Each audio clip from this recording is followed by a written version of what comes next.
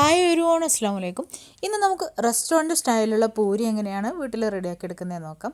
അതായത് ഒരുപാട് ടൈം ഇങ്ങനെ പൊങ്ങി തന്നെ നിൽക്കുന്ന നല്ല പൊങ്ങി വരുന്ന നല്ല എണ്ണ കുടിക്കാത്ത അടിപൊളി പൂരി. അപ്പോൾ അതെങ്ങനെയാണ് തയ്യാറാക്കുന്നതെന്നുള്ളതാണെന്ന് കാണിക്കാൻ പോകുന്നത്. അപ്പോൾ കുറേ പേര് ചോദിച്ചിട്ടുള്ള റെസിപ്പി കൂടിയാണിത്.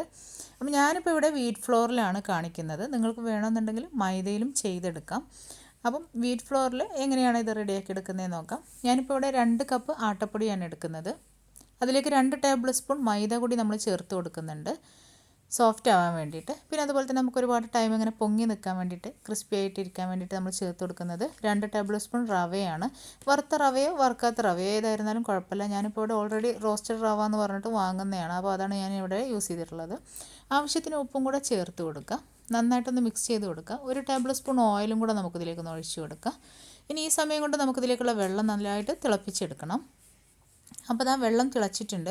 ഇനി ഞാൻ ഈ ഒരു പറഞ്ഞ അളവിലേക്ക് നമുക്ക് 1 കപ്പ് തിളച്ച വെള്ളമാണ് ആവശ്യമായിട്ട് വരുന്നത്. അപ്പോൾ അതിന് മുന്നേട്ട് ഞാനിതെല്ലാം കൂടെ ഒന്ന് മിക്സ് ചെയ്ത് കൊടുക്കുന്നുണ്ട്. ഓയിലൊക്കെ നല്ലതായിട്ടൊന്ന് ചേർത്തത് മിക്സ് ചെയ്ത് കൊടുത്തിട്ടുണ്ട്. ഇനി നമുക്കിതിലേക്ക് ഈ തിളച്ച വെള്ളം ഒഴിച്ചു കൊടുക്കാം. അപ്പോൾ ഞാനിപ്പോൾ എനിക്കിവിടെ 1 കപ്പ് വെള്ളമാണ് ആവശ്യമായിട്ട് വന്നിട്ടുള്ളത്. അപ്പോൾ ചില സമയത്ത് ഓരോ പൊടിക്കനുസരിച്ചായിട്ടായിരിക്കും 2 ടേബിൾ സ്പൂണോ 3 ടേബിൾ സ്പൂണോ വെള്ളം കൂടുതൽ എടുക്കേണ്ടി വന്നേക്കാം. ചിലപ്പം അത് കുറവ് വന്നേക്കാം. അപ്പം അതൊക്കെ പൊടിക്കനുസരിച്ചിട്ടാണ് കേട്ടോ. അപ്പോൾ അതിനനുസരിച്ച് ചേർത്ത് കൊടുക്കാം. ഇനി ഇതാ നമ്മൾ കയ്യിൽ ഇങ്ങനെ പിടിക്കാൻ പറ്റുന്ന ഒരു പരുവത്തിലാവുമ്പോൾ നമുക്ക് കൈ വെച്ചിട്ട് നന്നായിട്ട് തന്നെ കുഴച്ച് നല്ല സോഫ്റ്റ് ആക്കി എടുക്കാം. കുഴച്ചെടുക്കുമ്പോൾ ശ്രദ്ധിക്കേണ്ട ഒരു കാര്യം എന്ന് പറയുന്നത്, നമ്മൾ ചപ്പാത്തിക്ക് മാവ് കുഴച്ചെടുക്കുന്നതിനേക്കാളും ഒരു പൊടിക്ക് ടൈറ്റിലായിരിക്കണം മാവ് കുഴച്ചെടുക്കേണ്ടത് കേട്ടോ. ആ രീതിയിൽ കുഴച്ചെടുക്കാൻ നോക്കുക. അങ്ങനെയാണെങ്കിൽ നമ്മൾ പറഞ്ഞ ആ ഒരു കറക്റ്റ് പരുവത്തിലായിരിക്കും നമുക്ക് പൂരി കിട്ടുന്നത്. അപ്പോൾ നല്ലതായിട്ട് തന്നെ നമുക്കിതൊന്ന് കുഴച്ചെടുക്കാം. നല്ല സോഫ്റ്റാക്കി കുഴച്ച് മയപ്പെടുത്തിയെടുക്കുക. അപ്പോൾ ഇത് മുഴുവനായിട്ട് ഞാൻ നല്ലതായിട്ട് തന്നെ കുഴച്ചെടുത്തിട്ടുണ്ട്. ഇനി നമുക്കിത് ഒന്ന് ഓയിൽ സ്പ്രെഡ് ചെയ്തിട്ട് ഈ ബോളിനെ നമുക്കൊന്ന് റെസ്റ്റ് ചെയ്യാനായിട്ട് വെക്കണം. ഒരു 15 മുതൽ ഒരു അരമണിക്കൂർ വരെ റെസ്റ്റ് ചെയ്യാനായിട്ട് വെക്കാം. ഓയിൽ അല്പം സ്പ്രെഡ് ചെയ്തിട്ട് വേണം റെസ്റ്റ് ചെയ്യാനായിട്ട് വെക്കാൻ വേണ്ടിയിട്ട്. അപ്പോൾ നല്ല ക്രിസ്പി ആയിട്ടുള്ള നല്ല പൊങ്ങി നിൽക്കുന്ന പൂരിയാണ് നമ്മൾ റെഡിയാക്കി എടുക്കാൻ പോകുന്നത്. ഇത് റെസ്റ്റ് ചെയ്യാൻ വെക്കുന്ന സമയം കൊണ്ട് നിങ്ങൾക്ക് കറി വേണമെങ്കിൽ അങ്ങനെ റെഡിയാക്കി എടുക്കാം കേട്ടോ. അപ്പോൾ ഞാനിപ്പം 15 മിനിറ്റിൻ്റെ ഉള്ളിൽ തന്നെ അത് ഫ്രൈ ചെയ്യാൻ പോവുകയാണ്. അപ്പോൾ അതിനായിട്ട് ഞാൻ ഓയിൽ ചൂടാവാനായിട്ട് വെച്ചിട്ടുണ്ട്. അപ്പോൾ നല്ലതായിട്ട് തന്നെ ചൂടാവട്ടെ ഓയിൽ. ഇപ്പോൾ ഒരു 15 മിനിറ്റ് കഴിഞ്ഞിട്ടുണ്ട്. നമുക്ക് നമ്മുടെ മാവ് എടുത്തിട്ട് നന്നായിട്ടൊന്ന് കുഴച്ച് ആവശ്യമുള്ള ബോൾസ് ആക്കി എടുക്കുക. അപ്പോൾ അത് നല്ല സോഫ്റ്റ് ആയിട്ടുള്ള മാവാണ് ഇപ്പോൾ നമുക്ക് കിട്ടിയിട്ടുള്ളത്. അപ്പോൾ നമുക്ക് സാധാരണ പൂരി എത്ര വലുപ്പത്തിലാണോ നമ്മൾ റെഡിയാക്കി എടുക്കുന്നത് അത്രയും വലുപ്പത്തിൽ നമുക്ക് ബോൾ റെഡിയാക്കി എടുക്കാം. നമ്മളിപ്പോൾ ഇവിടെ പ്രസ്സിംഗ് മെഷീൻ യൂസ് ചെയ്തിട്ടാണ് പരത്തിയെടുക്കുന്നത്. നിങ്ങൾക്ക് ഇനി പലകയിലിട്ട് പരത്തിയെടുക്കണമെങ്കിൽ അങ്ങനെ ചെയ്യാം കേട്ടോ. അപ്പോൾ നല്ലതായിട്ട് തന്നെ പരന്ന് കിട്ടും. അപ്പോൾ നല്ലതായിട്ട് വട്ടത്തിൽ പരന്ന് കിട്ടിയിട്ടുണ്ട്.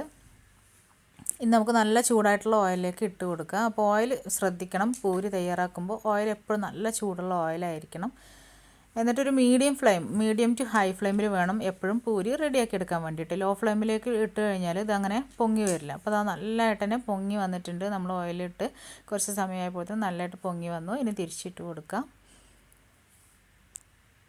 അപ്പോൾ ഓയിൽ അധികം കുടിക്കൊന്നുമില്ല. പിന്നെ അതുപോലെ തന്നെ ഒരുപാട് സമയം നമുക്ക് ഇതുപോലെ ഇങ്ങനെ പൊങ്ങി തന്നെ ഇരിക്കും ഈ ഒരു പൂരി എന്ന് പറയുന്നത്. പിന്നെ എന്താണെന്ന് വെച്ച് കഴിഞ്ഞാൽ നമ്മൾ കൂടുതൽ ഫ്രൈ ചെയ്യുമ്പോഴും ഇങ്ങനെ മേലേക്ക് ഇട്ട് കൊടുക്കാണ്ടിരിക്കുക. പരത്തി ഇടാൻ പറ്റുന്ന പാത്രങ്ങളാണെന്നുണ്ടെങ്കിൽ അതിൽ മേലെ വെച്ച് കൊടുക്കാം. അപ്പോൾ ഒരുപാട് ക്രഞ്ചി ആയിട്ടൊന്നും ആയിരിക്കില്ല, എന്നാലും പുറം നല്ല ക്രിസ്പി ആയിട്ട്, എന്നാൽ അടിയിലുള്ള ലെയർ നല്ല സോഫ്റ്റ് ആയിട്ട് ആ ഒരു രീതിയിലായിരിക്കും ഈ പൂരി ഉണ്ടായിരിക്കുക. അപ്പോൾ നമ്മൾ സെക്കൻഡ് പൂരിയും ഇതിലേക്ക് ഇട്ട് കൊടുത്തിട്ടുണ്ട്. അപ്പോൾ നമുക്ക് മുഴുവൻ മാവും ഇതുപോലെ ബോളാക്കി പരത്തി ഇതുപോലെ ഫ്രൈ ചെയ്തെടുക്കാം. എപ്പോഴും ഫ്ലെയിം അഡ്ജസ്റ്റ് ചെയ്ത് കൊടുക്കണം. മീഡിയം ടു ഹൈ ഫ്ലെയിമിലേക്ക് മാറ്റിക്കൊണ്ടേ ഇരിക്കണം. ഇല്ലെന്നുണ്ടെങ്കിൽ പൂരി കരിഞ്ഞു പോവുകയും ചെയ്യരുത്. പക്ഷേ ലോ ഫ്ലെയിമിലാക്കി കഴിഞ്ഞാൽ നമ്മുടെ പൂരി പൊങ്ങില്ല. അപ്പോൾ അതും ശ്രദ്ധിക്കണം. അപ്പോൾ നല്ല അടിപൊളി റെസ്റ്റോറൻറ്റ് സ്റ്റൈലിലുള്ള പൂരി നമുക്കിവിടെ റെഡി ആയിട്ടുണ്ട്.